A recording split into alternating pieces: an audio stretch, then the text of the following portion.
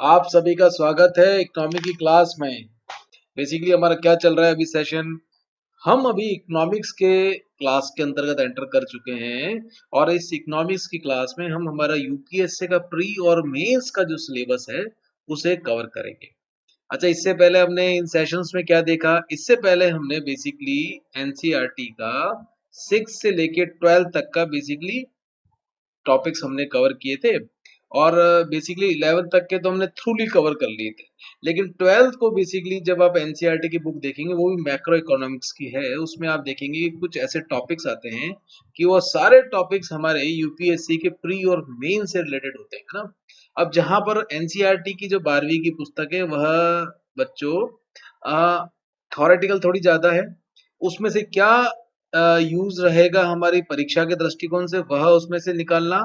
और बेसिकली जब हम हमारा प्री और मेंस का सिलेबस करेंगे ही तो उसको क्लब कर देना, ये मैं चाह रहा था कि इसलिए मैंने इकोनॉमी का ये 12 के कुछ टॉपिक्स को साथ में लेते हुए प्री और मेंस के लिए इकोनॉमी के सेशन स्टार्ट कर दिए ना दोस्तों। और इन्हीं सेशन के अंतर्गत हमने कल क्या देख लिया था? कल बेसिकली हमने एक इकोनॉमी का छोटा सा इंट्रोडक्शन देखा था। और बेसिकली कैसे पढ़ेंगे हम, आप सभी जानते हैं कि भैया इसको स्टार्ट करने के लिए हमने एक स्ट्रैटेजी बनाई है। और क्या स्ट्रैटेजी बना रखी है हमने? हमने यह स्ट्रैटेजी बना रखी है कि हम जो भी पढ़ेंगे उसको साथ साथ हमारे नोट्स भी तैयार करते जाएंगे। हमारा उद्देश्य केवल पीपीटी इकट्ठा करना नहीं है, हमारा उद्देश्य है कि कैसे भी करके हमारे पास एक होल सोल इकोनॉमिक्स के नोट्स तैयार हो जाए मेंस तक के लिए। और कल उसके लिए हमने थोड़ी सी चर्चा भी कर ली थी। अब उसी अंतर्गत में आज की क्लास को आगे बढ़ाते हैं और कैसे स्टार्ट करना, अब क्या लेके चलेंगे, उन सभी बातों को मैं आपसे भी डिस्कस कर लूंगा ना। चलिए शुरू करते हैं आज का लेक्चर। आप सभी का पुनः बहुत बहुत अभिनंदन करता हूँ इकोनॉमी के सेशन में, धुआंधार सेशन में स्टार्ट करते हैं। और कल हमने बेसिकली क्या क्या देख लिया था? कल हमने जब अर्थव्यवस्था का परिचय स्टार्ट किया था तो पहले हमने जानने का प्रयास किया था कि अर्थव्यवस्था है क्या। इसको हमने विभिन्न एंगलों से समझा था। फिर हमने दोस्तों देखा था कि अर्थव्यवस्था के प्रकार कितने होते हैं और ये अर्थव्यवस्था के प्रकार आपके इंटरनेशनल रिलेशंस में बहुत काम आने वाले हैं। ठीक है, क्योंकि यदि आपने वहां की अर्थव्यवस्था की धुरी समझ ली किसी भी देश की तो आप कई चीज बैठे बैठे प्रेडिक्ट कर सकते हैं उस देश के रिलेशंस के बारे में। अच्छा, और आगे चलो, फिर हमने क्या देखा था? ये दो चीज हमने अच्छे से समझ ली थी। अब मुझे दोस्तों ये बताओ कि हमने एक तय किया था कि हम इसके नोट्स बनाएंगे, केवल टाइम पास नहीं करेंगे। तो आप में से कितने बच्चों ने नोट्स बनाए कल के लेक्चर के? और यदि किसी को नोट्स बनाने में समस्या आती है तो आप मुझे भैया इन्फॉर्म कर सकते हैं। क्या मुझे इन्फॉर्म कर सकते हैं? अब मुझे आप ये बता दीजिए भैया, कितने बच्चों ने कल नोट्स बनाए थे? देखो, मैं आपसे एक या दो बार कह सकता हूँ, रोज रोज आपको झकझोर सकता हूँ। बहुत सुंदर सबाना यूसुफ जी, जिसने भी नोट्स बनाए हैं वो एक पेज, जिसने भी नोट्स बनाए हैं तो मुझे उसकी फोटो व्हाट्सएप नंबर पे शेयर करना। क्यों करना? कि मुझे लगता है कि इसमें आपको इस प्रकार से कोई सुधार करना चाहिए तो मैं आपको उसके बारे में बता दूंगा और उसको आप फिर उसी के अनुसार चेंज आगे करते जाना, है ना। एक्चुअली क्या होगा, जैसे ही एक दो टॉपिक आप कर लोगे ना फिर तो आप अभ्यस्त हो जाओगे अपनी इस तैयारी के। बहुत सुंदर सुजीत जी, जिन्होंने भी बनाए हैं मुझे उसका भैया व्हाट्सएप पे स्क्रीन भेज देना और उसको डेली के डेली बना लेना, नहीं तो क्या होगा, ये इकट्ठे होते चले जाएंगे, है ना। समझ गए? और इसके अंतर्गत एनसीईआरटी का क्लास 12 का भी जितना भी मैटर रहेगा कॉन्सेप्चुअल, मैं सारा ऐड करते जाऊंगा, है ना। तो चलिए आज का लेक्चर स्टार्ट करते हैं। और हमने कल पढ़ लिया था अर्थव्यवस्था के प्रकार। उसके बाद हम आज पढ़ेंगे वस्तुओं की कीमतों का निर्धारण। क्या लॉरी मिश्रा जी, मैंने देख लिए आपके आंसर, लेकिन मैं आपको उसके बारे में रिवर्ट करूंगा ना। मैं आपको बता दूंगा, देख लिए थे मैंने, है ना, देख लिए थे। ठीक है, नमस्ते अंशु यादव जी। चलिए आज का टॉपिक स्टार्ट करते हैं। और भैया मैंने आपसे एक आग्रह किया था कि अपने दो या तीन मित्रों को ये शेयर करना। जब तक 5-10 हजार बच्चों के पास ये नहीं पहुंचेगा ना, तो इसकी उपयोगिता आपके लिए तो रहेगी, लेकिन समग्र रूप से जो मैक्रो इकोनॉमिक्स पढ़ रहे हैं, मैक्रो लोगों को इसका लाभ नहीं मिलेगा, है ना। बहुत बढ़िया मंडल नीमा जी, जिसने भी बनाए हैं मुझे व्हाट्सएप पे फोटो भेज देना। चलिए स्टार्ट करते हैं आज का टॉपिक, वस्तुओं की कीमत का निर्धारण। बेसिकली हम इंट्रोडक्शन कर रहे हैं इकोनॉमिक्स का, है ना, इकोनॉमी का, है ना, सॉरी इकोनॉमी का, अर्थ व्यवस्था का, ठीक है। अब इसी के अंतर्गत आज का टॉपिक हम देखेंगे वस्तुओं की कीमतों का निर्धारण। इसको अंग्रेजी में क्या बोलते हैं, determination of prices of goods. देखो जल्दी जल्दी नहीं चलेंगे, आराम आराम से चलेंगे और आपको अच्छे से समझा देंगे ना। Determination of prices of goods, ठीक है। तो ये इसकी बेसिकली हेडिंग है। अब भैया वस्तुओं की कीमतों को निर्धारण अर्थव्यवस्था के अंतर्गत कैसे होता है वह देखेंगे। आपने 3 देशों की अर्थव्यवस्था के प्रकार देखे थे कल। कल आपने एक पूंजीवादी अर्थव्यवस्था देखी थी, एक आपने समाजवादी अर्थव्यवस्था देखी थी, एक आपने मिश्रित अर्थव्यवस्था देखी थी, कैपिटलिस्ट, सोशोलॉजिस्ट और मिक्स्ड इकोनॉमी, है ना। तो भैया इसी के अंतर्गत जब हम देखते हैं कि पूंजीवादी अर्थव्यवस्था में मांग, डिमांड और सप्लाई के अंतर्गत बाजार चलता है, आपने देखा था। और प्रशासनिक मतलब कि समाजवादी अर्थव्यवस्था में हमने जाना था कि सरकार का हस्तक्षेप रहता है। और मिक्स इकोनॉमी में हमने देखा था कि भैया इसके अंतर्गत पूंजीवादी अर्थव्यवस्था की विशेषताएं और समाजवादी अर्थव्यवस्थाओं की विशेषता दोनों समाहित है ना। मतलब कि संसाधनों पर राज्य और निजी दोनों क्षेत्रों का स्वामित्व हमें देखने को मिलता है, ठीक है ना। ये किस में देखने को मिला था, हमें मिश्रित इकोनॉमी में देखने को मिला था। तो भैया अब आराम से आप मुझे देख के अब समझ के बता सकते हैं कि किसी भी देश में अर्थव्यवस्था में जो कीमत का निर्धारण है उसकी बेसिकली क्या मैकेनिज्म रहती है। तो देखो 3 प्रकार से ही रहेंगी, क्योंकि 3 प्रकार के इकोनॉमी के हमने बेसिकली प्रकार देखे थे।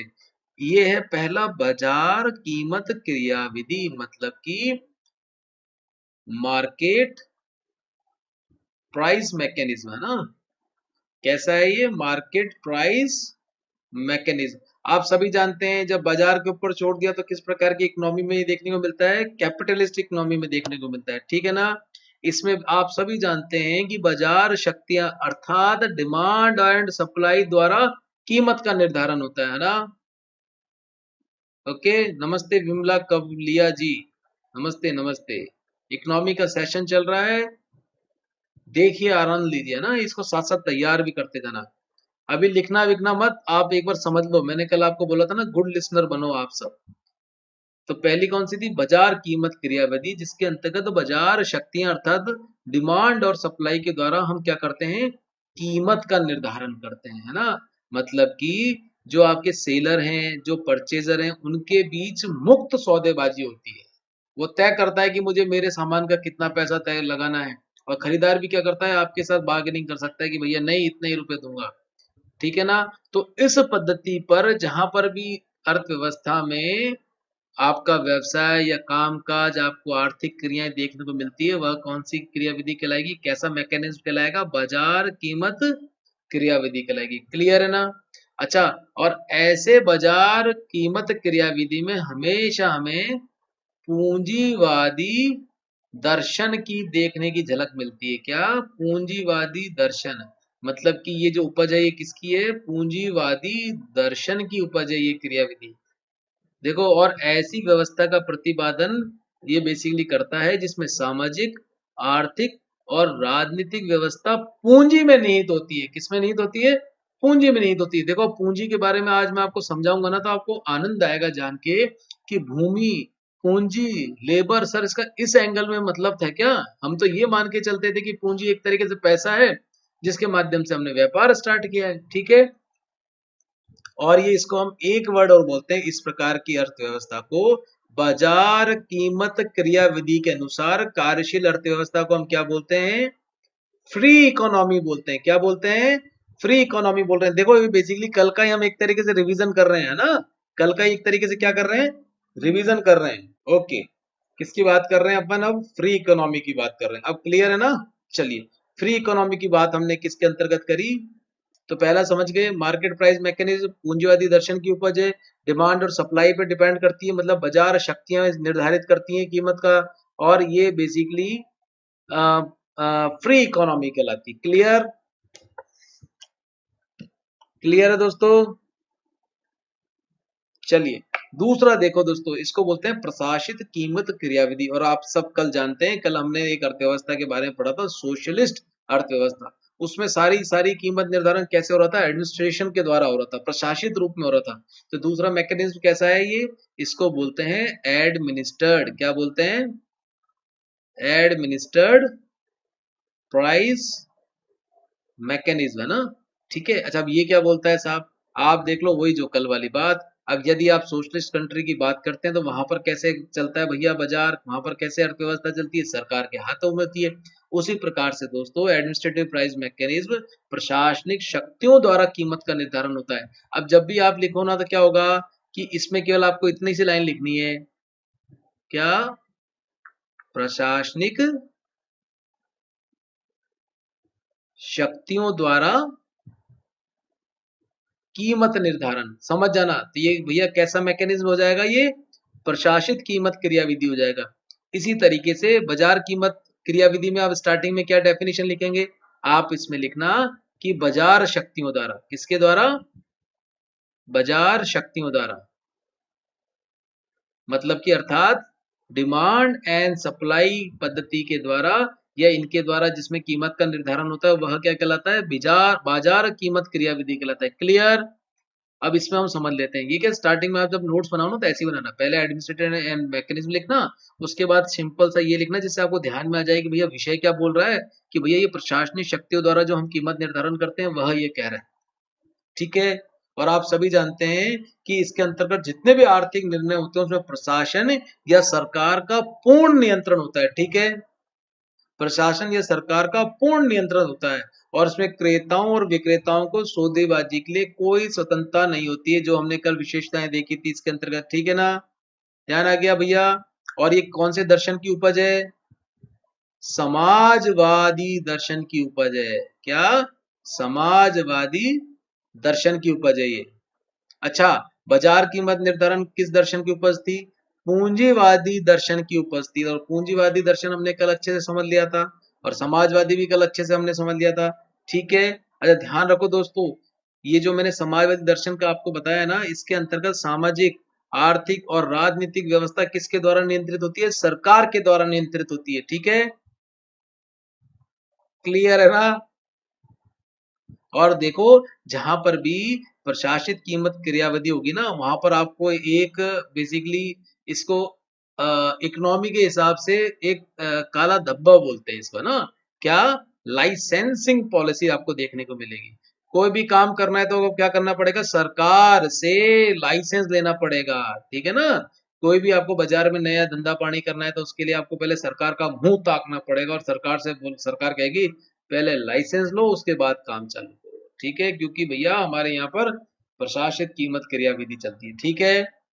मतलब कि आर्थिक क्रियाकलाप के लिए सरकार की अनुमति आवश्यक होती है। ठीक है। अब आपको कैसे लिखना है?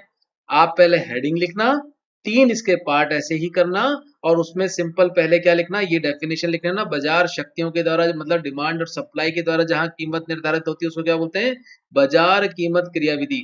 और जो प्रशासनिक शक्तियों द्वारा कीमत निर्धारण होता है उसे बोलते हैं प्रशासित कीमत क्रियाविधि। लेकिन आपको इतना ही लिखना है, ध्यान रखना, इतना ही लिखना। ये पूरा मैंने लाइन बोला है मत लिखना। नोट्स आपको कंसाइज में बनाने हैं, किताब नहीं बनानी है। आप क्या बना रहे हो? आप नोट्स बना रहे हो। ठीक है दोस्तों। और इसमें फिर ये टॉपिक्स लिख लेना जो मैंने आपको बताया, जैसे पूंजीवादी दर्शन की उपज, ऐसे ही बुलेट फॉर्म्स में कीवर्ड्स लिखना, केवल समाजवादी दर्शन इसमें लिखना। ये फ्री इकोनॉमी है। ठीक है ना? यहाँ पर लाइसेंसिंग पॉलिसी होती है। आप इसमें ये भी जोड़ सकते हो भैया कि सरकार की अनुमति की आवश्यकता पड़ती है प्रत्येक आर्थिक क्रियाकलापों पे। चलो मिश्रित कीमत क्रियाविधि समझते हैं। मिक्स इकोनॉमी कल हमने देखी थी, उसके बारे में देखते हैं। इसको क्या बोलते हैं इंग्लिश में? मिक्स्ड प्राइस मैकेनिज्म बोलते हैं। कैसा मैकेनिज्म है ये? मिक्स्ड प्राइस मैकेनिज्म है। मिक्स इकोनॉमी की बात कर रहे हैं। अच्छा देखो, अब कल मिक्स इकोनॉमी में हमने भारत का उदाहरण देखा था, जिसके अंतर्गत हमने देखा कि भैया पूंजीवादी अर्थव्यवस्था और ये समाजवादी अर्थव्यवस्था की दोनों की विशेषताएं हमने ग्रहण करी थी। ठीक है। और आप सभी जानते हैं कि इस क्रियाविधि में जो फंडामेंटल डिसीजन होता है वो प्रशासनिक शक्तियों द्वारा, और जो सेकेंडरी डिसीजन होता है वो किसके द्वारा लिया जाता है? बाजार के द्वारा लिया जाता है। मतलब कि देखो, इसमें यूं लिखना फंडामेंटल डिसीजन, फंडामेंटल डिसीजन। ठीक है। अब हिंदी में आप लिख सकते हो भैया कौन से डिसीजन हो गए आपके, ये मूल जो क्रियाकलाप हो गए, मतलब बुनियादी निर्णय हो गए। हिंदी में लिख लेना आप, बुनियादी निर्णय। और दूसरा निर्णय कौन सा होता है, गौण, मतलब कि सेकेंडरी जो आपके निर्णय होते हैं। तो भैया हमने ये समझा कि इस प्रकार का जब प्राइस मैकेनिज्म काम करता है, तो उसमें जो बुनियादी निर्णय होते हैं वह तो कौन लेता है, सरकार लेती है। और गौण निर्णय कौन लेती है, गौण निर्णय लेती है बाजार लेता है। ठीक है, मतलब सेकेंडरी डिसीजन कौन लेता है, बाजार लेता है। किसके लिए, कीमत के निर्धारण के लिए। ठीक है। मैंने क्या बोला कि भैया इस मैकेनिज्म में जो फंडामेंटल डिसीजन या प्रशासनिक शक्तियों द्वारा लिया जाता है, और सेकेंडरी डिसीजन किसके द्वारा लिया जाता है, बाजार द्वारा लिया जाता है। ठीक है, क्लियर। चलो, देखो साथ साथ मुझे बताते जाना, तुम्हारे चेहरे तो दिख नहीं रहे हैं मुझे। कहीं पर भी थोड़ा सा भी डाउट हो ना, तो इमीडिएटली मुझे छेड़ देना कि साहब ये समझ में नहीं आया। मैं इसको इनिशियली आपके इस चैप्टर को पहला दूसरा आराम से लेके चलना चाहता हूँ कि आप एक लय में बंध जाए, है ना। ठीक है। चलो, अब मिक्स इकोनॉमी में दो तीन कीवर्ड हैं, उनको और देख लो। हम यह जानते हैं कि इसमें कुछ आर्थिक क्रियाकलाप तो ऐसे होते हैं जो सरकार का, और कुछ कौन करती है, प्राइवेट इंडस्ट्रीज करती हैं। ठीक है ना। जैसे कि रेलवे, रेलवे हमारे यहाँ पर सरकार चलाती है। प्राइवेट इंडस्ट्रीज तो बाकी आप सब जानते ही जानते हैं। हमने जितने भी आयुध के काम हैं, जितने भी ऐसे मेजर कुछ टॉप टिपिकली खनन हैं, जिसको आज भी हमने किसके अंतर्गत डाल रखा है, सरकार के अंतर्गत डाल रखा है ना। ओके। और भैया, और इसके अंतर्गत दोस्तों, एक तो होती है लाइसेंसिंग की प्रक्रिया। ठीक है ना। और लाइसेंसिंग की प्रक्रिया हमें इसमें भी देखने को मिलती है। लेकिन ये लाइसेंसिंग की प्रक्रिया कैसी होती है, सेलेक्टिव होती है। कैसी होती है, सेलेक्टिव होती है। देखो, जहां आपको समाजवादी अर्थव्यवस्था में तो लाइसेंसिंग पॉलिसी सबके लिए लेनी पड़ती, कोई भी धंधा पानी चालू करोगे तो आपको लेनी पड़ेगी। लेकिन मिश्रित कीमत क्रियाविधि जहां पे मिक्स इकोनॉमी काम करती है, वहां पे लाइसेंसिंग पॉलिसी कैसी लेनी पड़ेगी आपको, सेलेक्टिव लेनी पड़ेगी। ठीक है। और आप दोनों के गुण इसके अंतर्गत सम्मिलित होते हैं, ये आप समझ गए अच्छे से। चलो, तो ये तीन चीज आप समझ गए कि वस्तुओं की कीमत का निर्धारण होगा, एक तो बाजार कीमत क्रियाविधि के द्वारा, एक प्रशासित कीमत क्रियाविधि के द्वारा, एक मिश्रित कीमत क्रियाविधि के द्वारा। ठीक है दोस्तों। अच्छा, और भारत की अर्थव्यवस्था के बारे में यदि मैं आपसे बात करूं तो आप क्या बताएंगे मुझे, कि जो भारत की अर्थव्यवस्था है वो पूंजीवादी समाजवाद सदस्य है। तो आप यहाँ पर ऐसे लिख सकते हो भारत, क्योंकि ये आपके वर्ड है ना दोस्तों, आपको जब आंसर लिखेंगे तो बहुत लाभ देंगे। कैसे, भारत में आप यूं लिखना, पूंजीवादी समाजवाद सदस्य, है ना। पूंजीवादी समाजवाद सदस्य आपकी कैसी है, ये अर्थव्यवस्था है। ठीक है। और समाजवाद में जैसे संपत्ति का अधिकार होता है, किसी भी तरीके से नहीं होता। लेकिन हमारे संविधान में दोस्तों राइट टू प्रॉपर्टी दे रखी है। समाजवाद में तो क्या होता है दोस्तों, सबकी संपत्ति सबकी सारे समाज की मानी जाती है। लेकिन हमारे यहाँ पर क्या है, संपत्ति का अधिकार कैसा है भैया, ये राइट टू प्रॉपर्टी मिली हुई है, संविधान ने हमें दे रखा है। ठीक है दोस्तों, ये एक लीगल राइट है। और दोस्तों, भारत का रुझान समाजवाद की तरफ है। यदि मैं आपसे पूछ लूं भारत का रुझान समाजवाद की तरफ कैसे है, तो आप क्या बताएंगे। देखो सर, आपने समावेशी के बारे में सुना है, नहीं सुना है, समावेशी विकास, ये बेसिकली जो टर्म है ये समाजवाद से रिलेटेड है। कि भैया हमें जो विकास करना है, अंतिम तबके में बैठे हुए व्यक्ति और उस अमीर से अमीर व्यक्ति सबका समान रूप से हमें क्या करना है, विकास करना है। तो इसी को क्या बोलते हैं, समावेशी विकास। ये लक्ष्य प्राप्त करना भी हमारे भारत का मूल गोल है। ठीक है। और आप सभी जानते हैं कि भारत की जो पंचवर्षीय योजना थी, भारत के जो 5 ईयर प्लान्स थे, उन सभी प्लान्स में हमने समावेशी विकास को समाहित किया था। ठीक है। ठीक है। अच्छा, अगर मैं आपसे पूछूं कि भैया मुझे एक चीज बताओ, 1950 से लेके 1991 तक हमारे देश में कैसा प्राइस मैकेनिज्म काम किया, तो आप क्या बताएंगे, क्या बताएंगे भैया कि 1950 से लेके 1991 तक हमारे यहाँ पर कैसा प्राइस मैकेनिज्म काम करता था।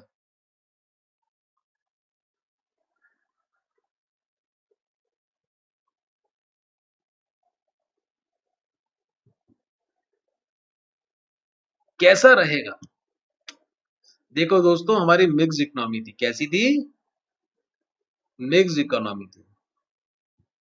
लेकिन दोस्तों वर्तमान में 1991 के बाद मिक्स्ड इकोनॉमी में अब इसमें थोड़ा थोड़ा परिवर्तन होने लग गया है।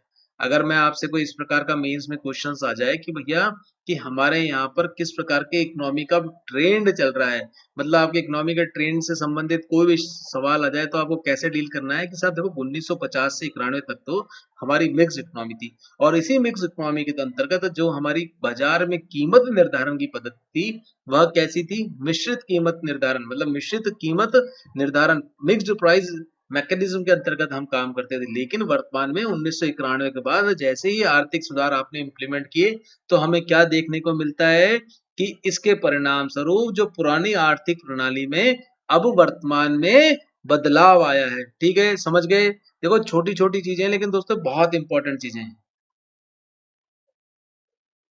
मुफ्ते जबुल जी देखो फिर कह रहा हूँ बुद्धि इधर मत लगाओ, है ना? कुछ भी एक पकड़ लो, आप आपके जजे जो पकड़ लो, है ना? आपको मैंने कल एक एग्जांपल दिया था कि एकलव्य था ना, उसके पास कोई गुरु नहीं था, ठीक है, लेकिन उसने एक ही चीज पकड़ ली थी कि एक पत्थर को बना लिया और उनको बोल दिया कि यही मेरे गुरु हैं। उस पे विश्वास करके उन्होंने धनुर्धारी बन गए, अर्जुन से भी बड़े धनुर्धारी बन गए। तो भैया आप चाहे कोई सी पुस्तक पकड़ लो, चाहे मेरे नोट्स को पकड़ लो, अगर एक एक आपने स्टिक रह लिया ना तो भैया आप पार पा जाओगे, है ना? एक्चुअली समस्या क्या होती है कि भैया मैं तो आपको क्या बता सकता हूँ कि भैया हम इंटरव्यू में गए तो भैया जो हमारी दिक्कत थी, जो मुझे लगा कि भैया मेंस में अच्छे से नंबर खींच के आने चाहिए थे।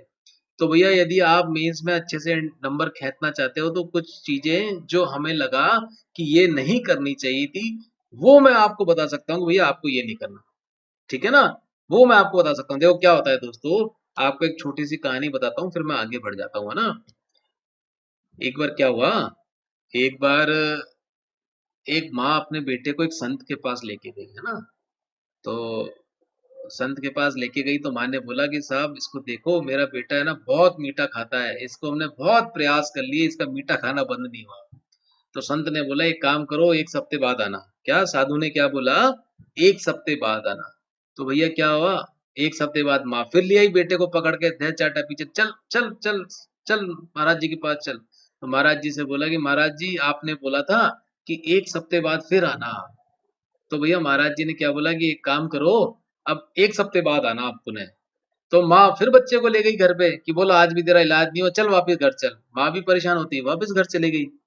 अब भैया एक सप्ते बाद माँ फिर आई महाराज उस संत के पास, और संत से बोला कि महाराज अब तो इस पे ध्यान दे लो, ये मीठा खाना बंद ही नहीं कर रहा, इतना मीठा खाता है कि पूछो मत, परेशान कर दिया इसने, इसके भी चूड़े जाते हैं और हम सबको भी परेशान करता है फिर ये रात में। तो भैया महाराज ने उसको फिर समझाया, देखो बेटा मीठा खाओ, लेकिन अति हर चीज की बुरी होती है। उन्होंने उसको समझा दिया कि भैया ये आपको मीठा कम खाना चाहिए, उससे क्या लाभ है क्या हानि है, जो उनको साधारण भाषा में लगता था संत ने महात्मा ने समझा दिया।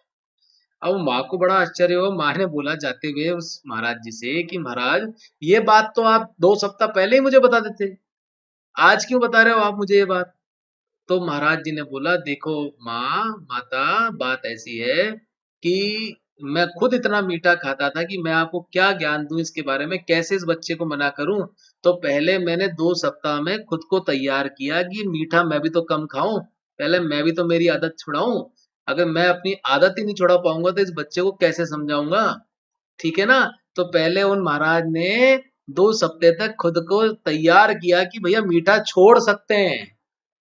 उसके बाद उनने उसको समझाया बालक को कि भैया आप क्या करो, मीठा ऐसे कम खाओ। अब वही बात यहाँ एप्लीकेबल होती है कि मैं आपको क्या बता सकता हूँ कि भैया हमने प्री दिया, ठीक है, दूसरी बार हमने दिया, ठीक है, निकल गए। हमने मेंस दिया, ठीक है, निकल गए। इंटरव्यू में पहुंच गए, ठीक है, नहीं निकले। तो भैया ये 2 स्टेप के बारे में तो आपको बता सकते हैं कि भैया ये करोगे तो इसमें लाभ मिलेगा। देखो ये सड़क जा रही है, ठीक है, इस सड़क पे ये गड्ढा है तो आपको क्या करना है, यहाँ से कूद के जाना, इससे टकरा मत जाना। क्योंकि मैं कल इस सड़क से गया था तो यहाँ पर भैया ठोकर लग गई थी। ठीक है ना? तो ये चीज तो आपको बता सकते हैं, ठीक है ना? लेकिन भैया खुद का ज्ञान लगा लेंगे जब तक कि आपने उसका अनुभव नहीं किया है तो आपको दिक्कत आ जाएगी, है ना? पंचवर्षीय योजना नहीं बनानी है, थोड़ा सा ऊपर वालों पे भरोसा करो और खुद की सामर्थ्य पे भरोसा करो, है ना?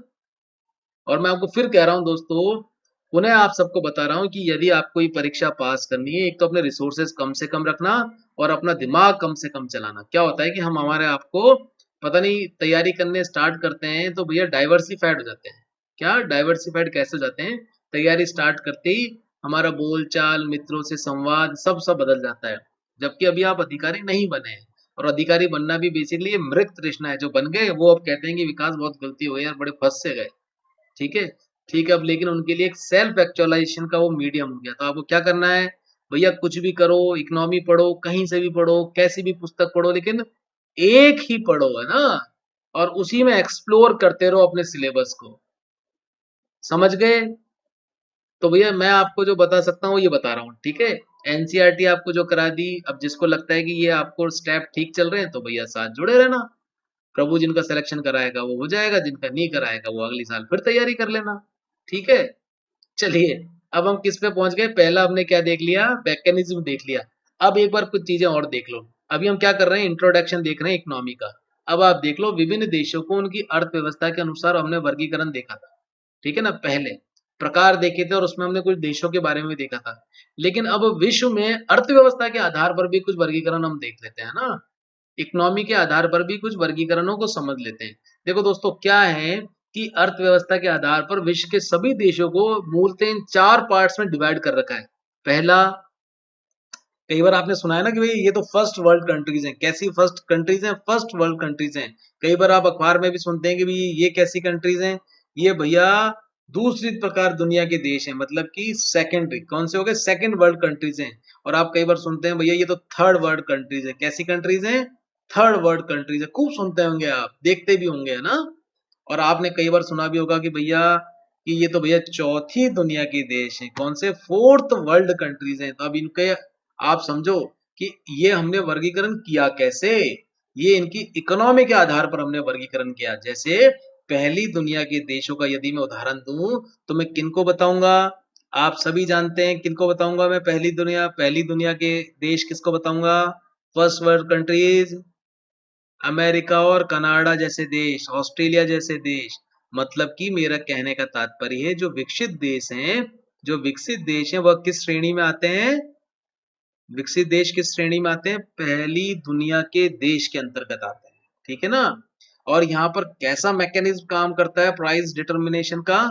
बाजार कीमत क्रियाविधि वहां पर देखने को मिलती है। समझ गए?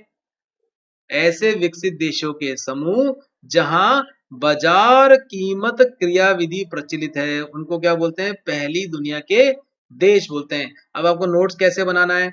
आपको ऐसे ही बनाना है जैसे मैंने डायग्राम बनाया, ये बनाना, चार पार्ट करना है ऐसे। अब चाहे तो मैंने ऐसे किया तो ऐसे कर लेना। आपको लगता है कि सर हमें इसका बाइफिकेशन ऐसे करना है तो ऐसे कर लेना, ठीक है ना? तो पहली दुनिया के देश क्या हो गए? ऐसे देश जहां बाजार कीमत क्रियाविधि, मार्केट प्राइस मैकेनिज्म प्रचलित है। बस इतना ही लिखना है आपको। क्या? बाजार कीमत क्रियाविधि प्रचलित है। वो क्या होती है? आपकी पहली दुनिया के देश होते हैं। और ये उदाहरण लिख लेना, यूएसए, कनाडा, ऑस्ट्रेलिया, जिनको हम क्या कहते हैं? विकसित देश बोलते हैं, ठीक है। अच्छा, दूसरी दुनिया के देश कौन से हो गए? इनको हम बोलते हैं सेकंड वर्ल्ड कंट्रीज। कौन से बोलते हैं? Second world countries. और यहाँ पे किस प्रकार का प्राइस मैकेनिज्म काम करता है? प्रशासित कीमत क्रियाविधि। कैसा काम करता है?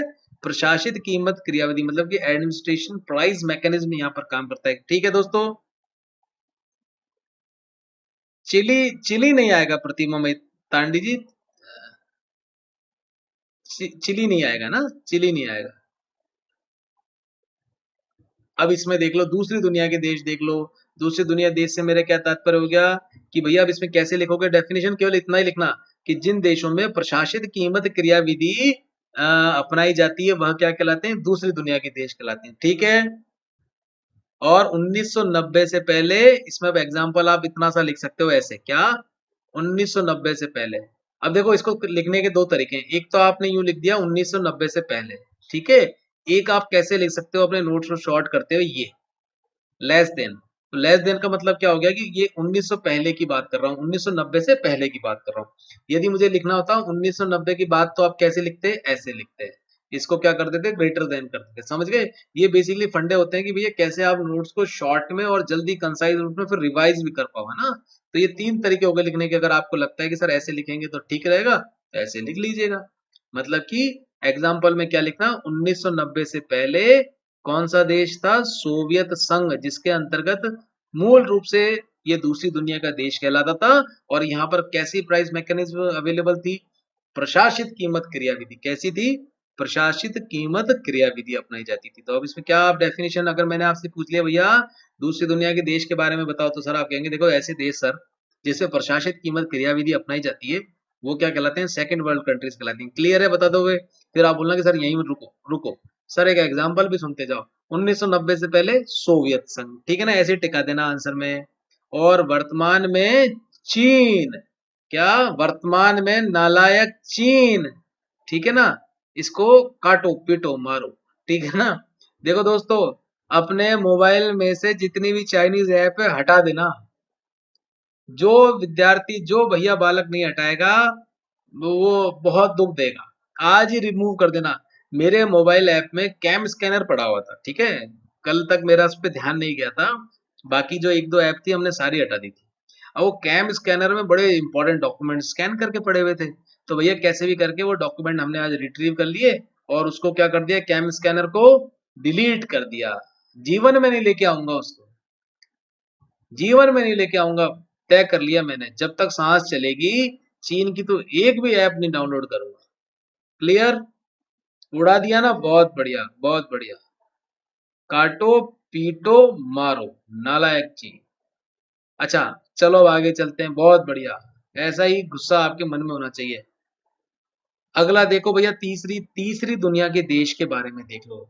इसको हम बोलते हैं थर्ड वर्ल्ड कंट्रीज। बहुत सुनते हैं, अखबारों में सुनते हैं, न्यूज में सुनते हैं कि भैया तीसरी दुनिया के देश। यूएनओ में जाते हैं तो चिल्लाते रहते हैं तीसरी दुनिया के देश, पर्यावरण चेंज हो रहा है, क्लाइमेट चेंज हो रहा है, ये तीसरी दुनिया के देश पर भी लागू होना चाहिए। डब्ल्यूटीओ चिल्लाता रहता है कि भैया कि आपको जो फूड मैकेनिज्म चल रहा है, जो फूड के प्राइसेस है उनको आपको विश्व के अन्य देशों के अनुसार करने चाहिए। और ये कैसे देश की बात करता है, तीसरी दुनिया के देशों की बात करता है। तो तीसरी दुनिया के देश कौन से हो गए भैया, ये वह देश हैं जो द्वितीय विश्व युद्ध के बाद आजाद हुए अधिकांश देश हैं, ठीक है ना।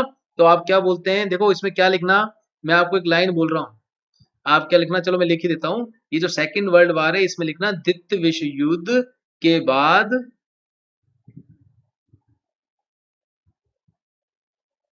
आजाद हुए अधिकांश देश, ठीक है ना। इसके अंतर्गत कौन आते हैं, द्वितीय विश्व युद्ध के बाद आजाद हुए अधिकांश देश आते हैं, ठीक है। क्लियर? और इन इन अर्थव्यवस्थाओं में ध्यान रखना, कैसी अर्थव्यवस्था आपको मिलेगी, मिक्स इकोनॉमी मिलेगी। कैसी मिलेगी, मिक्स इकोनॉमी मिलेगी, जिसको हम बोलते हैं मिश्रित अर्थव्यवस्था, ठीक है। क्या मिलेगी, मिश्रित अर्थव्यवस्था मिलेगी आपको। क्लियर है यहां तक? और भैया एक चीज और ध्यान रखना, इसके अंदर एग्जाम्पल क्या लिखोगे, एग्जाम्पल इसमें लिखना कंट्रीज के नाम, भारत, ठीक है ना। दूसरा नाम लिखते हुए मुझे जोर आ रहा है, नेपाल, ठीक है, श्रीलंका, यही की ये लिख लेना, ठीक है ना, आदि एटसेट्रा, ठीक है दोस्तों। और इनको क्या कहते हैं वो, आप जब आप एचडीआई पढ़ोगे तो उसमें एक टर्म आती है, लीस्ट डेवलपिंग कंट्रीज। कौन सी टर्म आती है, लीस्ट डेवलपिंग कंट्रीज। इसको हम बोलते हैं अल्प विकसित देश। कैसे देश हैं ये, अल्प विकसित देश, अल्प विकसित देश। क्लियर? यहां तक क्लियर है? सॉरी सॉरी सॉरी, इसको क्या करना, एक मिनट, दिमाग में नेपाल के लिए गलत भावनाएं भरी हुई थी तो गलत चीज ही लिखाई गई, ठीक है ना। ये जो बेसिकली है, ये बेसिकली दोस्तों इनको अल्प विकसित जो देश बोलते हैं, इसकी अंग्रेजी होती है लेस डेवलप्ड, ठीक है ना।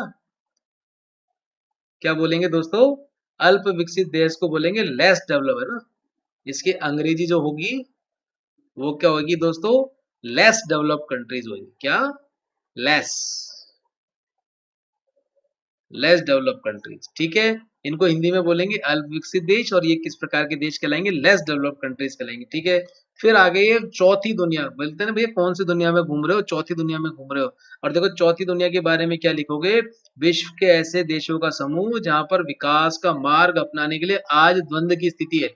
मतलब कि ये तय करना चाह रहे हैं कि हमें हमारे देश की अगर डेवलपमेंट कंट्री है तो कैसा मॉडल अपना है। ये मतलब अभी इन्फेंट स्टेज पर है, मतलब ये बच्चे हैं, बड़े होने का प्रयास कर रहे हैं। तो ये कौन से दुनिया के देश हो गए? ऐसे चौथी दुनिया के देश कहलाते हैं। इसको बोलते हैं लीस्ट डेवलप कंट्रीज। और इसके आपको अधिकतर एग्जाम्पल कौन से कॉन्टिनेंट की मिलेंगे? अफ्रीका के मिलेंगे, जैसे कि युगांडा, ठीक है, रवांडा, ठीक है, युगांडा, रवांडा और सूडान। ये किस प्रकार के देश हैं भैया? ये लीस्ट डेवलप कंट्रीज अभी तय कर रहे हैं कि हमें हमारे देश की प्रगति करनी है, विकास करना है, तो कौन सा इकोनॉमिक मॉडल अपना है। ठीक है, चौथी दुनिया के देश समझ गए। इसी प्रकार से लिख लेना। ये तो मैंने आपको समझाने के लिए एनोटेशन ऊपर नीचे किया है। आप क्या करना, इसी प्रकार से लिखना। पहली दुनिया के देश, दूसरी दुनिया के देश, तीसरी दुनिया के देश, चौथी दुनिया के देश। अभी आपका आधा ही पन्ना लेगा दोस्तों A4 साइज का। और इसमें जो जो कीवर्ड्स मैंने आपको बताए उस प्रकार से इसको लिख लेना, है ना। ठीक है, अब देखो दोस्तों, एक सबसे इंपॉर्टेंट अपने पास टॉपिक आता है फैक्टर ऑफ प्रोडक्शन, जिसके बारे में आप सभी जानते हैं, उत्पादन के कारक। हमने एनसीईआरटी की बुक में इसको बहुत प्यारे तरीके से पढ़ा था। इसको बोलते हैं उत्पादन के कारक। मतलब कि उत्पादन करने के लिए किन चीजों की आवश्यकता पड़ती है, वह कहलाते हैं आपके फैक्टर्स। तो और ये कारक कौन कौन से आप सब जानते हैं भैया? कौन कौन से हो गए उत्पादक के कारक? आप सभी जानते हैं, मुझे चारों। अच्छा, एक दो तीन चार, ये मुझे चारों बता दीजिए एक बार। उत्पादन के कारक कौन कौन से थे? दो तो आपको दिख ही रहे हैं, श्रम और भूमि तो दिख ही रहे हैं। दो और कौन कौन से कारक होते हैं?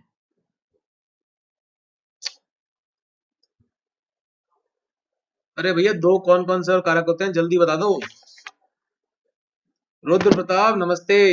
अरे भैया पूंजी और उद्यमशीलता, जिसको हम बोलते हैं एंटरप्रेन्योरशिप, ये हमने एनसीईआरटी में बहुत प्यारे तरीके से समझा था। ये चारों जो बेसिकली उत्पादन के फैक्टर्स हैं, इनके बारे में एनसीईआरटी में जितना सुंदर बता रखा है, इतना अन्यथा अन्य जगह देखने को नहीं मिलता, है ना। लेकिन उसी को मैं क्लब करते हुए कुछ गूढ़ टर्मिनोलॉजी और इसमें लेके आया हूँ। अब आपको कैसे नोट्स बनाने? अगला मेन टॉपिक डालना फैक्टर ऑफ प्रोडक्शन, ठीक है। उसमें इसकी डेफिनेशन लिखना। डेफिनेशन में क्या लिखोगे दोस्तों? डेफिनेशन में लिखोगे वे सभी तत्व जिनके एक साथ मिलने पर उत्पादन का कार्य पूरा होता है। मतलब कि फैक्टर्स ऑफ प्रोडक्शन क्या कहलाएंगे? वे सभी तत्व जिनके एक साथ मिलने पर उत्पादन का कार्य पूर्ण होता है। देखो दोस्तों, अपन ने डेयरिंग करी है इस प्रकार से ये इकोनॉमिक्स पढ़ने का। मैं आपको फिर बता रहा हूँ कि अभी तक मुझे नहीं लगता कि भैया किसी ने यह प्रयास किया हो कि भैया कैसे भी करके बच्चों के नोट्स भी साथ साथ तैयार हो जाएं। मैं बोल के चले जाऊं पीपीटी के माध्यम से और आपके भरोसे छोड़ दूं कि बढ़ाते रहना, पढ़ते रहना, है ना। तो भैया इसका मान रखना। ठीक है, फैक्टर ऑफ प्रोडक्शन में डेफिनेशन नीचे क्या लिखोगे? वे सभी तत्व जिनके एक साथ मिलने पर उत्पादन का कार्य पूरा होता है। ठीक है ना, ये सब क्या कहलाते हैं? उत्पादन के कारक कहलाते हैं, मतलब कि फैक्टर ऑफ प्रोडक्शन कहलाते हैं। ठीक है, समझ गए भैया? और यूं मान लीजिए भैया, अगर मैं आपसे दूसरे शब्दों में कहूं कि विभिन्न प्रकार के संसाधनों में पाए जाने वाली जो उत्पादन शक्ति है, जो प्रोडक्टिव पावर है, हम कहते हैं ना कि भैया तू ऐसी बैठा है, कोई ना कोई प्रोडक्टिव काम किया करना। कई बार पिताजी लड़ देते हैं ना घर में बैठे बैठे, बोला निटला बैठा रहता है, कोई काम नहीं करता। अरे कुछ तो प्रोडक्टिव कर, यूं ही मत बैठा रहे। तो वो कहने का क्या तात्पर्य कर रहे हैं कि भैया तू एक संसाधन है, तेरे अंदर जो उत्पादनशीलता है उसको निकाल। भैया उसको निकालेगा तो वो क्या कहलाएगा? उत्पादन का फिर वो कारक कहलाएगा। और वो कैसे निकाल सकता है? यदि दोस्तों वो श्रम करने लायक है तो श्रम करेगा, यदि उसमें उद्यमशीलता के गुण है तो उद्यमशीलता करेगा। समझ गए? तो भैया ये क्या हो गया? दूसरे शब्दों में यदि मैं आपसे कहता हूं तो विभिन्न प्रकार के संसाधन, ठीक है, जिनमें पाए जाने वाली उत्पादन शक्ति, उसी को क्या बोलूंगा मैं? उत्पादन के कारक भी कहता हूं। ठीक है, और हम उत्पादन के कारक को भैया चार भागों में बांटते हैं। पहला श्रम, मतलब कोई भी उत्पादन आप करेंगे ना तो ये चार चीजें तो आएंगी ही आएंगी दोस्तों। श्रम, भूमि, देखो आज आपको बहुत आनंद आएगा इस भूमि को भी जानकर। ये केवल जमीन के टुकड़े से मेरा आशय नहीं है, इकोनॉमी में इस भूमि का आशय डिफरेंट है। और तीसरा तीसरा कौन सा है दोस्तों? पूंजी। और चौथा है उद्यमशीलता। ठीक है, तो भैया आप सभी जानते हैं श्रम क्या होता है दोस्तों, कि भैया मानव शरीर के द्वारा और हमारे मस्तिष्क के द्वारा जो हम उत्पादन शक्ति लगाते हैं वही क्या कहलाती है? श्रम कहलाती है। ठीक है ना, मानव शरीर या मस्तिष्क में पाई जाने वाली उत्पादन शक्ति को हम क्या कहते हैं? श्रम कहते हैं। देखो मैं चाहता हूं कि आपको वह वर्ड्स भी आपके पास आते जाएं जो आपके उत्तरों में वजन देगी। तो श्रम क्या हो गया? मानव शरीर। सपोज करो कि मैंने नीचे से उठा के ईंट ऊपर लेके गया, श्रम करा ना मैंने। या मैं कोई भैया मैकेनिक हूँ, मैं क्या कर रहा हूँ? मोटरसाइकिल का इंजन बांध रहा हूँ फैक्ट्री में, तो क्या कर रहा हूँ? मैं श्रम कर रहा हूँ। ठीक है, मैं अपने शरीर की मैकेनिकल पावर को यूज में ले रहा हूँ, और साथ ही साथ मेरा मस्तिष्क को भी मैं काम में ले रहा हूँ कि मुझे कौन सा पार्ट कहाँ पर फिट करना है। मतलब कि मानव शरीर या मस्तिष्क में जो उत्पादन शक्ति पाई जाती है, मतलब कि मानव शरीर और मस्तिष्क में पाए जाने वाली उत्पादन शक्ति को मैं क्या बोलता हूँ? श्रम कहता हूँ, और इसी को अंग्रेजी में कहते हैं लेबर। तो इसलिए लेबर का सम्मान करें। ठीक है, लेबर बोलते हैं। उत्पादन शक्ति समझ गए भैया? अच्छा, अभी जो उत्पादन शक्ति होती है ना दोस्तों, इसका हस्तांतरण दो तरीके से होता है। आप समझो, मतलब कि श्रम का जो ट्रांसफर होता है वो दो तरीके से होता है। एक तो होता है दोस्तों वर्टिकल, एक होता है हॉरिजॉन्टल। मैं इसलिए बता रहा हूँ दोस्तों, कई बार कोई इकोनॉमी का इस प्रकार का प्रश्न आ गया जिसमें आपसे श्रम का वर्टिकल ट्रांसफर के बारे में, भारत के श्रम के वर्टिकल ट्रांसफर के बारे में कुछ क्वेश्चन पूछ लिया, तो उस शब्द को आप समझ सकें कि ये कहना क्या चाहता है। जैसे कि ऊर्ध्वाधर हस्तांतरण, इसको हिंदी में बोलते हैं ऊर्ध्वाधर हस्तांतरण, है ना? ठीक है, अब इसको समझ लो ये क्या होते हैं। देखो इसको पहले एक एग्जांपल से समझ लो कि जैसे मेरा खेत था। ठीक है, मेरे खेत में हर साल फसल उगा करती थी। तो आप आए मेरे पास ये बढ़ाना भारती आए, उन्होंने बोला कि देखो साहब ऐसा है कि आप जो फसल उगा रहे हैं ना, देखो कम उपज हो रही है, तो आप सर एक काम करो, बढ़िया बीज लेके आओ ना, अच्छे बीज लेके आओ। ये क्या ऐसे बीज लेके आ रहे हो? इतनी बड़ी जमीन है, इसमें तो आपकी इतनी बोरी गेहूं होने चाहिए थे। तो मैंने कहा ठीक है साहब, तो मुझे गेहूं के आप अच्छे बीज प्रोवाइड करा दो। तो बढ़ाना भारती जी ने मुझे क्या किया? अच्छे गेहूं की बीज दे दी। तो भैया उस बीज से क्या हो गया? मेरी फसल बढ़ गई।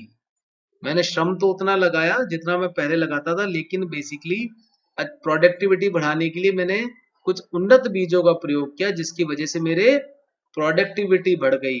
समझ गए? तो मतलब कि पहले तो मैं कैसे काम कर रहा था? लो स्किल से काम कर रहा था। कैसे काम कर रहा था? लो स्किल से काम कर रहा था। और अब कैसे कर रहा हूँ? हाई स्किल से काम कर रहा हूँ। इसको आप ऐसे भी समझ लीजिए कि आप कहते हैं ना कि यार मेरे पास रनिंग, जब मैं पहले दौड़ लगाता था तो सामान्य जूतों से लगाता था, तो रनिंग मेरी कमजोर होती थी। लेकिन जैसे ही भैया टॉप के रनिंग शूज लिया है, तो एकदम से मेरी क्या हो गई? स्किल में इंप्रूवमेंट आ गया। समझ गए? चाहे वो कोई सी भी चीज हो, जैसे ही आप कुछ मैकेनिज्म को काम में लेके अपनी स्किल्स को डेवलप कर लेते हैं या स्किल्स को इम्प्रूवमेंट कर लेते हैं, तो वो क्या कहलाता है? आपको वर्टिकल ट्रांसफर कहलाता है। मतलब कि निम्न कौशल से उच्च कौशल की ओर जब हम श्रम का हस्तांतरण करते हैं तो उसको क्या बोलते हैं? ऊर्ध्वाधर हस्तांतरण। और आप सभी जानते हैं, मतलब कि मैं नीचे से ऊपर की तरफ बढ़ रहा हूँ। वर्टिकल यही होता है ना, ऊर्ध्वाधर मतलब कि ऊपर की ओर। मतलब कि निम्न कौशल से जब आप उच्च कौशल की ओर स्थानांतरण करते हैं, उच्च कौशल की ओर बेसिकली आप स्थानांतरण करते हैं, तो उसको क्या बोलते हैं? ऊर्ध्वाधर हस्तांतरण। एग्जाम्पल समझ गए ना, कि जब आपने गेहूं के बीज का उन्नत बीजों में कन्वर्जन किया या आपने उन्नत बीज काम में लिया अपनी खेती में, तो उसी को बोलते हैं ऊर्ध्वाधर हस्तांतरण का एग्जाम्पल। समझ गए भैया वर्टिकल ट्रांसफर क्या होता है? ठीक है, निम्न कौशल से उच्च कौशल की ओर श्रम का हस्तांतरण। ठीक है, या लेबर का ट्रांसफर होना, इसी को बोलते हैं ऊर्ध्वाधर हस्तांतरण। अच्छा, एक और होता है दोस्तों हॉरिजॉन्टल। हॉरिजॉन्टल आप सब समझते हैं समान रूप से। बोलते हैं भैया कि आपका हाथ अभी कैसा है? सर हॉरिजॉन्टल है। अब कैसा मेरा ये हाथ खड़ा है? वर्टिकल है। तो मैं हॉरिजॉन्टल की बात कर रहा हूँ, समान हॉरिजॉन्टल रूप पे मैं बात कर रहा हूँ। अब हॉरिजॉन्टल ट्रांसफर क्या होता है, देखो उसको समझो। अब हॉरिजॉन्टल ट्रांसफर क्या होता है दोस्तों? जब एक उत्पादन क्षेत्र किसी अन्य उत्पादन क्षेत्र में हस्तांतरण होता है श्रम का, तो उसको क्या बोलते हैं? हॉरिजॉन्टल ट्रांसफर होता है। मतलब कि कोई एक उत्पादन क्षेत्र है ना, जैसे कि अभी समझाता हूं मैं, एक उत्पादन क्षेत्र से अन्य उत्पादन क्षेत्र में जब आपका ट्रांसफर होता है तो उसको क्या बोलते हैं? अन्य उत्पादन क्षेत्र में श्रम का हस्तांतरण। इतना ही लिखना, नोट्स भी बनाओ तब। श्रम का हस्तांतरण, इसी को क्या बोलते हैं? हॉरिजॉन्टल ट्रांसफर बोलते हैं। समझ गए? एक उत्पादन क्षेत्र से अन्य उत्पादन क्षेत्र में श्रम का हस्तांतरण कहलाता है हॉरिजॉन्टल। सर समझ में नहीं आया। देखो पहला तो समझ में आ गया था ना कि एक ही खेत में जब मैं अपना श्रम कर रहा था तो मैंने उन्नत बीज का प्रयोग करके अपनी उत्पादकता बढ़ा ली थी। उसी तरीके से दोस्तों जब मैं हॉरिजॉन्टल ट्रांसफर की बात करता हूँ, सपोज करो इस खेत में मैं गेहूं बो रहा था, लेकिन अब मैंने क्या कर दिया, दूसरे खेत में चावल बोने लग गया।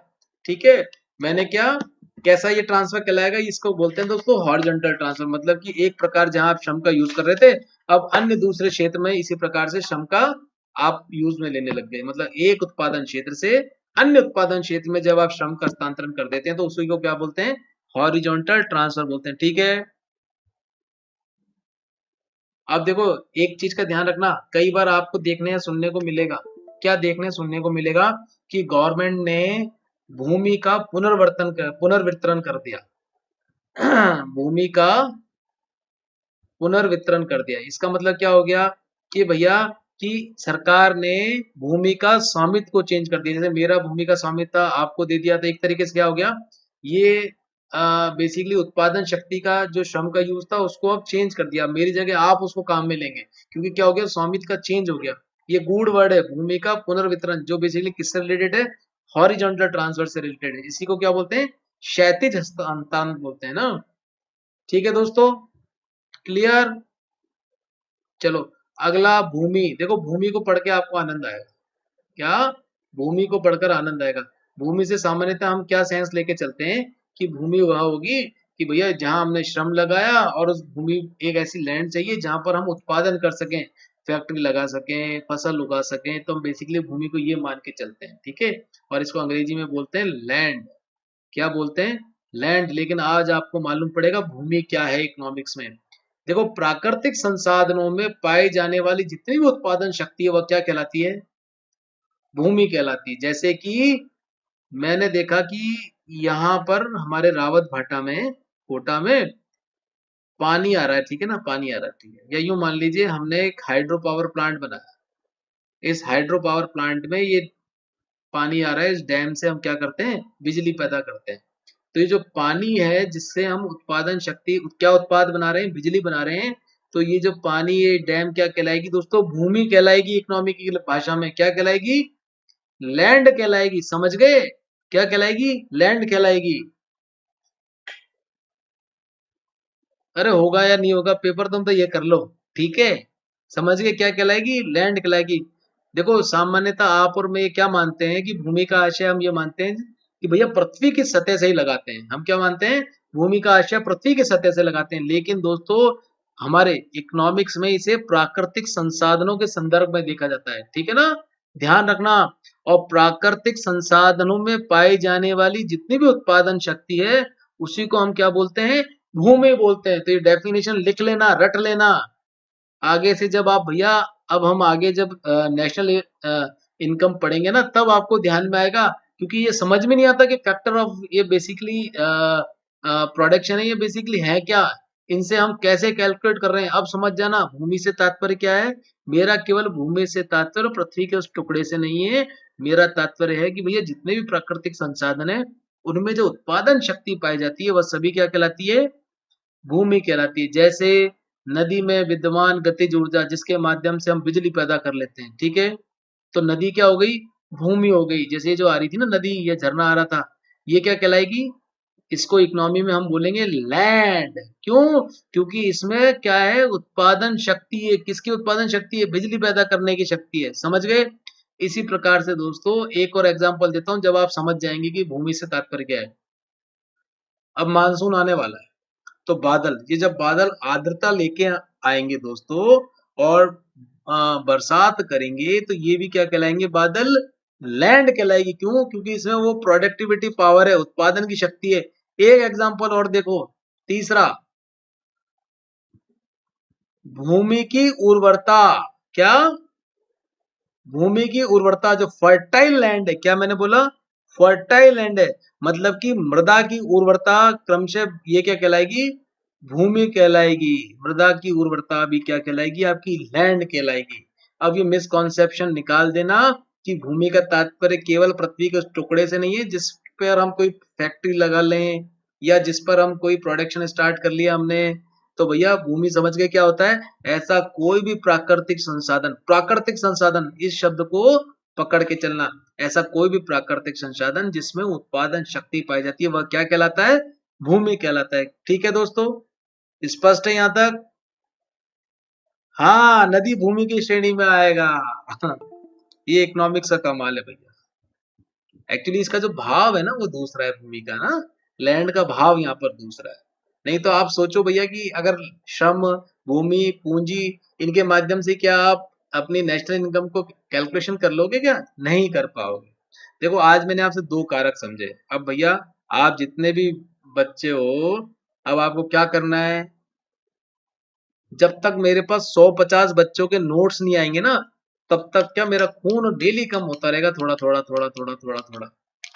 क्योंकि भैया देखो, जो क्रांति लाते हैं ना, परिवर्तन लाते हैं, वो डेफिनेट कुछ ना कुछ अलग काम करते हैं। तो हमने भैया अलग ही काम किया है, ठीक है ना? और इसका मुझे वैसे अफसोस नहीं है।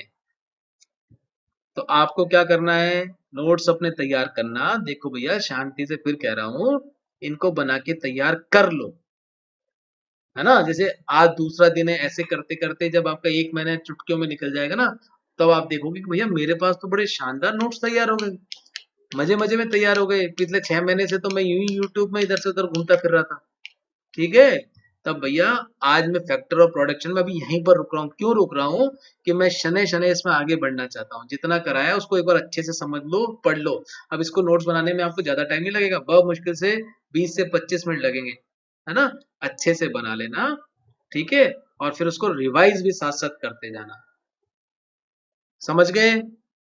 मान रख लेना भैया। मुझे नहीं चाहिए क्या कि भैया कि 1000, 5000, 500, 100, 200 बच्चे इसको देखते हैं, लेकिन जो देखें भैया वह तो काम की चीज ले जाओ। सफलता इसी में रहेगी। और अपने मित्रों को जोड़ लेना, है ना? मित्रों को जोड़ लेना इससे कि भैया कि ये देखना है अपन को। चलिए, पुनः आज के सेशन को आपको शुभ रात्रि कहते हुए समाप्त करता हूं। और आप गारंटी लेके चलना कि ये जितना भी आज आपको समझाया है ना, ये आपको अत्यंत लाभ देगा। क्या देगा? अत्यंत लाभ देगा आपकी यूपीएससी की प्रिपरेशन में ही नहीं, वरना अब कोई भी एग्जाम देने जाओगे ना, तो आपको ये सारी बेसिक कॉन्सेप्टलिटीज जबरदस्त रूप से सहयोग देगी, है ना? और इसके बाद क्या होगा दोस्तों, जैसे ये टॉपिक पूरा हो जाएगा ना, कौन सा वाला? Introduction of economy. इसके बाद जितने भी यूपीएससी में क्वेश्चंस आए हुए हैं, कुछ पीसीएस में क्वेश्चंस आए हैं, जो हमने अभी पढ़ा है उससे रिलेटेड हम डिस्कस कर लेंगे। उनमें से जैसे फैक्टर ऑफ प्रोडक्शन आ गया, इकोनॉमी के बारे में इनिशियली नॉलेज के बारे में आ गया, फिर हम थोड़ा सा मुद्रास्फीति के बारे में पढ़ेंगे। देखो इकोनॉमी में कुछ सेक्टर्स होते हैं, जैसे आप सभी जानते हैं, स्टार्टिंग में हम देखते हैं कि क्या आपके फैक्टर ऑफ प्रोडक्शन, फिर हम देखते हैं कि एक्सपोर्ट और इम्पोर्ट एक इकोनॉमी का मोटा मोटा ब्रॉड लेवल पे हम देखते हैं, फिर हम देखते हैं इन्फ्लेशन को हम देखते हैं। ये सारे जो कुछ रिलेशन है, इन रिलेशंस को हम इनिशियली समझ लेंगे, 3 या 4 क्लासेस में समझ लेंगे। और उसके बाद हम फिर सीधे कौन से टॉपिक पर आ जाएंगे? राष्ट्रीय आय की गणना वाले टॉपिक पे आ जाएंगे। और ये मैं आपको दावा करता हूं कि उसको पढ़ने के बाद गन्ना की टेंशन ही आपकी समाप्त हो जाएगी, है ना? चलिए, शुभ रात्रि मित्रों। मेहनत करना, इसको रिवाइज करना, और चाइना को जितनी बद्दुआएं दे सको बैठे बैठे दे देना। कई बार क्या, जो बोलते हैं ना वो काम करता है दोस्तों, ठीक है ना? जब 131 करोड़ भारतीय जब बैठ के बोलेंगे ना, तो उसका इनडायरेक्ट इफेक्ट यहाँ से बैठे बैठे उस पर शानदार होने वाला है। और देखो दोस्तों, जो बुरा काम करेगा ना, उसके साथ तो बुरा होगा ही होगा, आज नहीं तो कल तो होगा ही होगा, ठीक है? चलिए, और भैया मुझे जो जिन जिन ने इसके नोट्स तैयार किए हैं, उसके 1 कॉपी या 2 कॉपी जो भी मतलब आगे पीछे पेज की व्हाट्सअप कर देना। व्हाट्सअप नंबर जो नए आए हैं उनको मैं बता दूं, क्या है? 86190। और ये मैं डाल दूंगा ना, ये अपने प्रथम रैंक चैनल पे ये एनोटेशन डाल दूंगा, 86190 59759। ये क्या है? मेरा व्हाट्सअप नंबर है, इस पर आप मुझे डाल देना ना। अच्छा, और ये एनोटेशन मैं डाल दूंगा टेलीग्राम ऐप पर, PRATHAMRANK प्रथम